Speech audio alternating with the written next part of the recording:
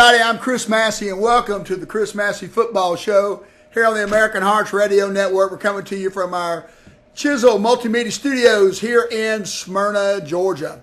Well, for all intents and purposes, unless you're a big NFL fan or a New England fan or a Philadelphia Eagle fan, football season is pretty much over. Okay, college football ended a few weeks ago, and now we have a Super Bowl matchup which features the New England Patriots and the Philadelphia Eagles. I've got to tell you, as big of a football fan as I am, and I have watched every Super Bowl since Super Bowl V, that day when the Baltimore Colts defeated the Dallas Cowboys 16-13 on a last-minute second field goal by kicker Jim O'Brien. Not feeling this one. Just not feeling it. I mean, the Patriots are there again. I mean, how much more of this can we take? I mean, Tom Brady was the best quarterback ever, 3 Super Bowls ago. But now he's still doing it.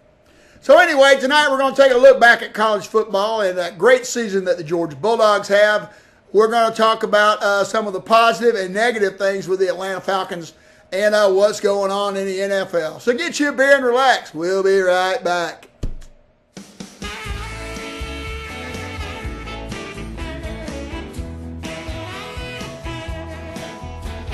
Serving Atlanta since 1998, Massey Gutters understands the challenges specific to our area. Massey Gutters is familiar with all aspects of gutters and roofing. We use only the highest quality materials. With our fully trained and professional staff, you are guaranteed to get quality service and work. References available upon request. Call us today for a free estimate, 404-314-6800. Again, that's 404-314-6800. Call Massey Gutters today. 404-314-6800.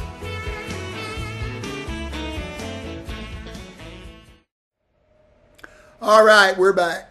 I wasn't here in December. I was feeling under the weather, and man, a lot has happened since that time. The Georgia Bulldogs went and played Auburn in the SEC championship game and won that game going away 28-7 and made the college football playoff for the first time. They came in at the number 3 seed. The number 1 seed was Clemson. Number 2 was Oklahoma. Number 3 was Georgia. And number 4 was Alabama. So this got Georgia a date out in Pasadena in the Rose Bowl, a place they had not played since 1942, and their first meeting ever with the Oklahoma Sooners. And boy, what a game it was. Maybe the best Rose Bowl ever played. The only one that could top it would have been the Texas USC game years ago, and only because that game was for the national championship. Georgia won in double overtime with Sony Michel running the ball around the end and scored a touchdown. Georgia came back from a 31-17 deficit at halftime. Baker Mayfield, the Heisman Trophy winner and future NFL quarterback, was lighting up the Bulldogs all over the field. So this, of course, set up for the national championship game, and Alabama took care of Clemson in their playoff game handily, and it was going to be the University of Georgia versus the Alabama Crimson Tide at the Mercedes-Benz in Atlanta. Now, this will be the second time that the SEC has had 2 teams in the national championship. The first one goes back a few years ago when the LSU Tigers faced the Alabama Crimson Tide, and that was even that year they had already met during the regular season, and LSU won, and the Tigers were not able to beat the Tide for the second time. Georgia went into this game as an underdog, and as a Georgia fan, I got to tell you, I was really concerned about how we were going to stack up with that big defensive line that Alabama had, and all the speed and everything that the Crimson Tide had. I mean, for the most part, they had been regarded as the best team in the country all year. Their only blemish coming at a loss at Auburn. And, of course, Auburn had just beaten Georgia, a number 1 team, just a week or 2 before. The game was a classic. It went right down to the wire. Georgia had a 13-0 lead at halftime. And then Nick Saban made one of the gutsiest calls you'll ever see in college football. He pulled his starting quarterback, Jalen Hurts, who has a record of 25-2 as a starter, and put in a freshman who had not played a meaningful down all season. Now, when you're Alabama, you can do stuff like that. Well, this kid came in, and as soon as he got in the game, you could tell the Bulldogs might be in trouble. He was lighting it up, running it, throwing it. it wasn't long before Alabama was back in the game, and we ended regulation in a deadlock. So we went to overtime, and the Bulldogs had the ball first, and really got in some trouble. Had to kick a long field goal that Rodriguez was able to make, and made the score. We were up by 3 points. So Alabama gets the ball, and look, Alabama's field goal kicker was not having a good day. He had missed not a chip shot, but not an unmakeable field goal by no means, and missed it badly at the end of regulation, which would give the Crimson Tide the win. So the first play, the Alabama quarterback goes to pass, and Georgia, we sack him back on their own 42-yard line, a 16-yard loss. And, nobody in the stadium is thinking that the Alabama kicker is going to be able to make a field goal from there. So they've got a long way to go to do it. I know I stood up on the couch and said, man, we've really got a shot. And seconds later, the Alabama quarterback went back to pass, threw a long pass down the sideline, hit the receiver into the end zone, and boom, just like that, Alabama's national champs, and Georgia's season comes to an end. But it was a fantastic season for the Georgia Bulldogs, make no doubt about it. They finished in the rankings ranked number 2, deservingly so, behind Alabama.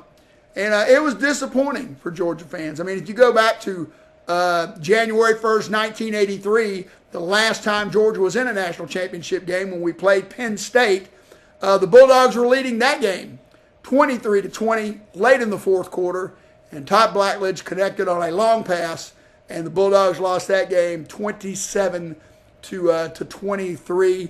It's easy to say Georgia will be back, and they may very well be, but let me tell you, it is tough getting to the national championship game, and it is tough winning the game, unless you're the Alabama Crimson Tide.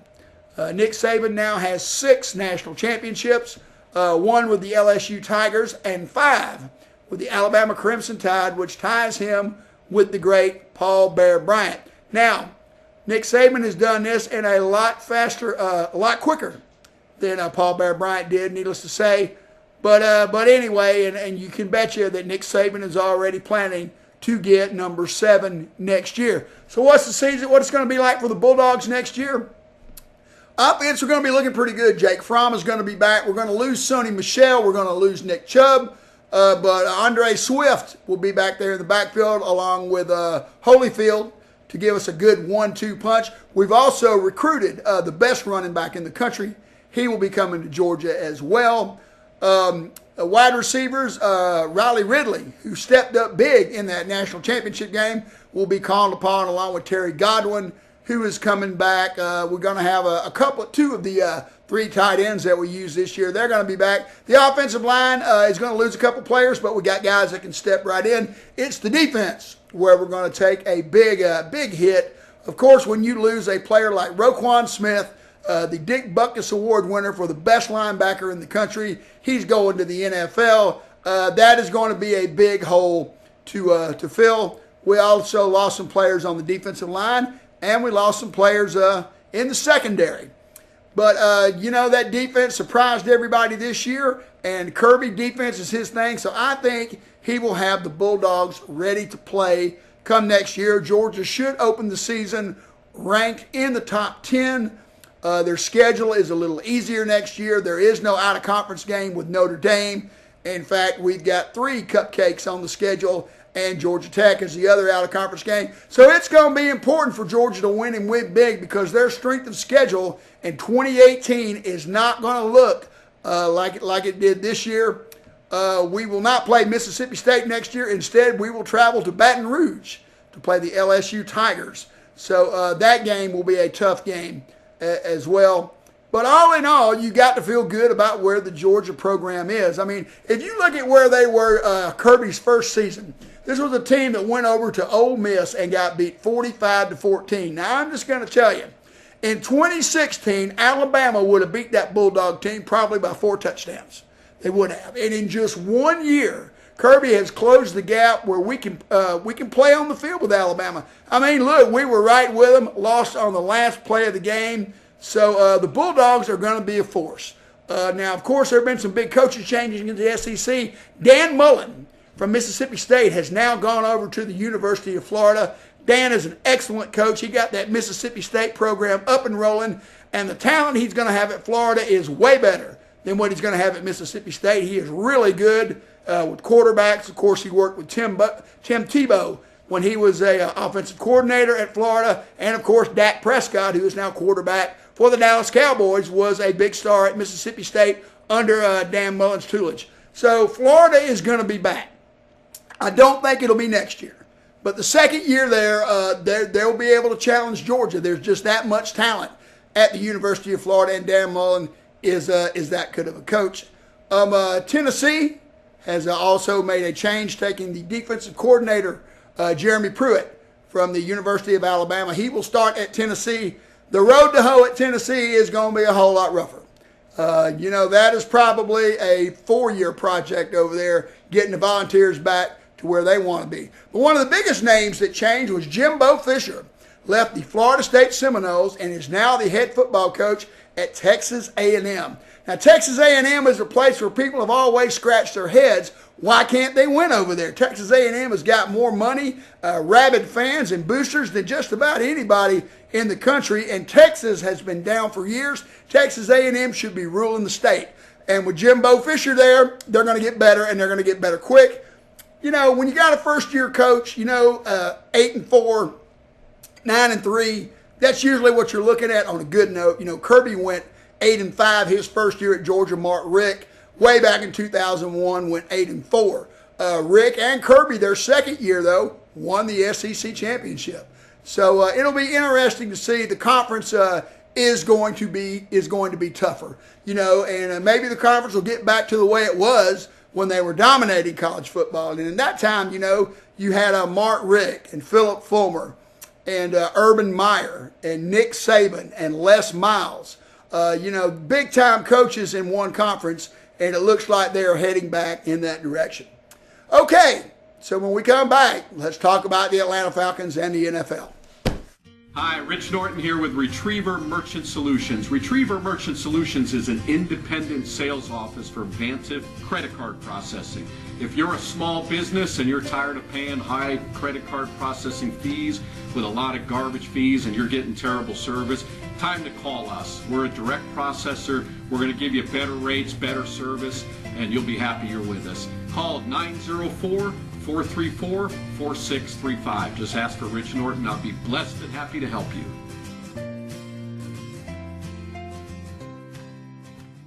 Okay, we're back. The Atlanta Falcons finished their campaign with a playoff loss to the Philadelphia Eagles. Tough game. They lost 15-10 and had a chance to win it at the very end, but could not pull it off. They finished third in division and finished as the 6th seed, the second wild card team. Went out to L.A. and shut down the NFL's top offense, winning that game 24-10 and looking really good.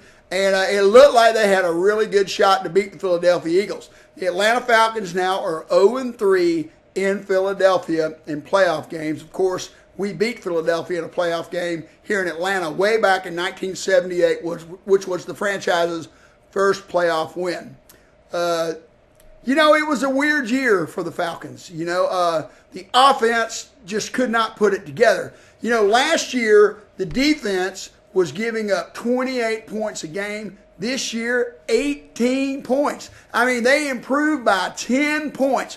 If Atlanta would have averaged 30 points a game like they did last year in 2016, this team would have went undefeated. They would have.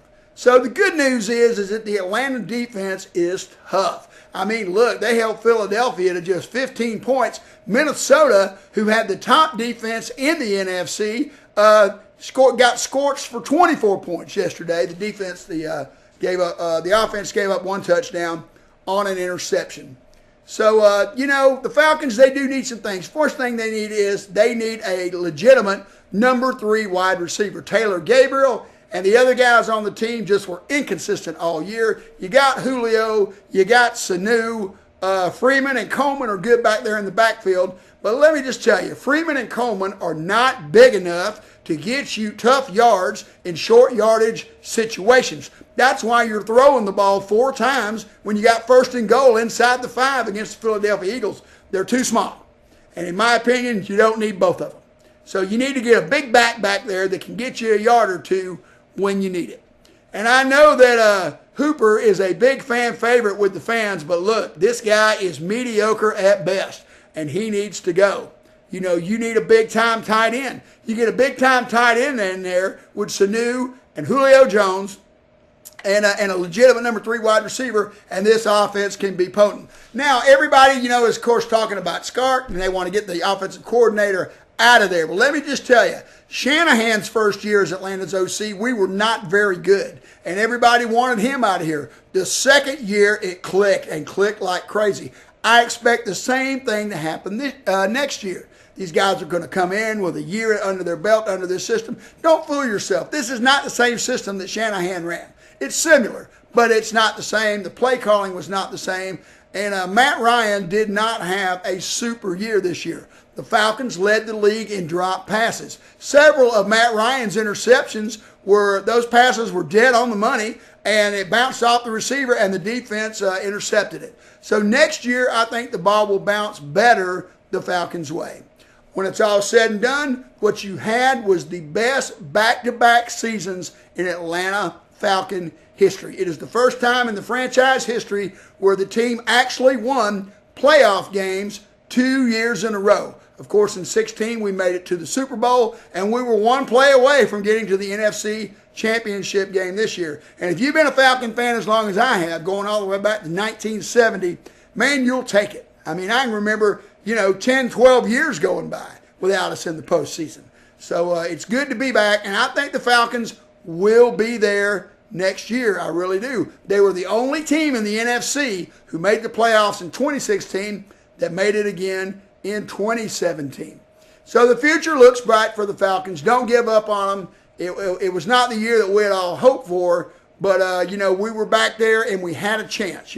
When you're playing meaningful football in January, that's good. But if you're a Georgia fan and a Falcon fan like me, the game against the Patriots, you get kicked in the gut with the Falcons. And then the game against Alabama, you get kicked in the gut by the Crimson Tide. Both games, you get beat on the last play for the championship in overtime. I mean, it doesn't get much rougher than that. But, I'll be back next August to watch the Falcons and watch the Georgia Bulldogs. Okay, when we come back, let's talk a little NFL.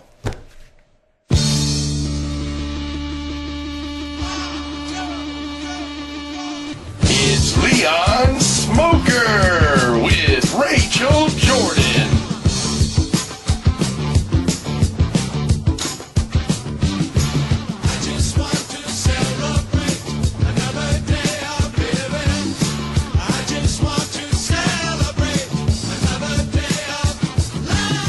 Hey, man, I really appreciate you picking me up, man. How do you not have any food at your house? Well, man, I meant to get some the other night when I went out to buy some weed, and I guess I just forgot. Well, what do you want? I don't care, man. Burger Deluxe? Yeah, that's cool. All right. Welcome to Burger Deluxe. May I take your order? Yeah, man. I'll have a pepperoni pizza and a meatball sub. I'm sorry, sir. We don't serve pizza here. Well, okay then, man. Well, then I'll just have the sub. Leon, they don't have Italian food here. Oh, okay. All right. Well, hey, man, let me get some fried chicken, man. They don't have fried chicken either. What about that? Burgers and fries. It's Burgers Deluxe. Oh, why'd we come here? Because you said you wanted to. I did, didn't I? Yes. All right, man. Well, let me just get a burger and a fry. One Burger Deluxe and one regular fry. $6.56. Okay, Leon. $6.56. Well, why aren't you telling me? Don't tell me you don't have any money. Okay. You don't have any money? Well, man, you told me not to tell you. Oh, my. Thank you very much. Come again. Here. You're a pain in my ass, Leon. Thanks, man. What are you doing? What's it look like I'm doing? I'm rolling up a joint. I like to smoke one before I eat, man. It makes the food taste better. You've got 2 seconds to put that pot away. Man, I tell you what, the next time that I need someone to come pick me up, man, and drive me somewhere and buy me some food, you're going to be the last person I call. You know what? You're an idiot.